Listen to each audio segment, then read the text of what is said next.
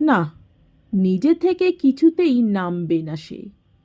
সমরেশ এসে সাধ্য সাধনা করুক তবে। বাড়িতে আগুন লাগিয়ে দিয়ে দিব্যি চলে যাওয়া হলো বাবুর। বাতাস উদ্দাম হয়ে ওঠে রাত্রি গভীর হবার সুযোগে।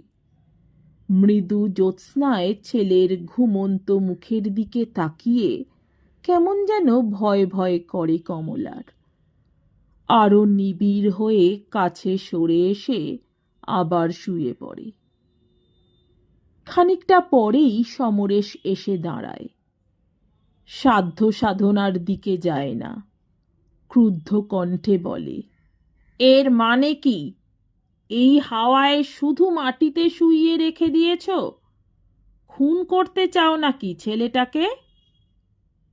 কমলা অবশ্য নিরুত্তর। এত সহজে কথা কওয়া চলে না। নিয়ে চলো, ডাক্তারবাবু এসেছেন। ডাক্তারবাবু? আর অভিমানের বায়ানাক্কা রক্ষা করা চলে না। ধর্মর করে উঠে বসে কমলা। বিহ্বলভাবে বলে, ডাক্তারবাবুকে ডাকতে গিয়েছিলে? না তো কি, হাওয়া খেতে গিয়েছিলাম। এ কি, কি হয়েছে? এ যে একেবারে জ্বরে পুড়ে যাচ্ছে। নিচু হয়ে নিজেই ছেলেটাকে তুলতে গিয়ে চমকে উঠেছে সমরেশ। কমলা ভীত কম্পিত হয়ে হাতটা বাড়ায়। সমরেশ, ছেড়ে দাও বলে ওর হাতটা ছুঁড়ে সরিয়ে দেয়। ছেলে নিয়ে নিজেই চলে যায় এবং নিয়ে যেতে যেতেই নতুন লক্ষণটা স্পষ্ট হয়ে ওঠে। ভীতিকর, গা ছমছমে লক্ষণ। কঠিন কঠোর একটা স্পর্শ।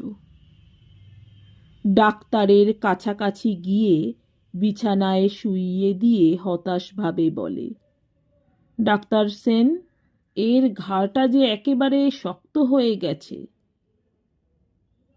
নিঃশব্দ, নীরব স্তব্ধতা। কুৎসিত কান্নাহীন শান্ত মৌন বাড়ি। আর কারো কানে তালা লাগবার মতো যন্ত্রণা নেই। হ্যাঁ, শুধু সেই কান্নাটাই চুপ হয়নি। সকলেই একটু চুপ হয়ে গেছে। শুধু মাঝে মাঝে অস্ফুট একটা শব্দ।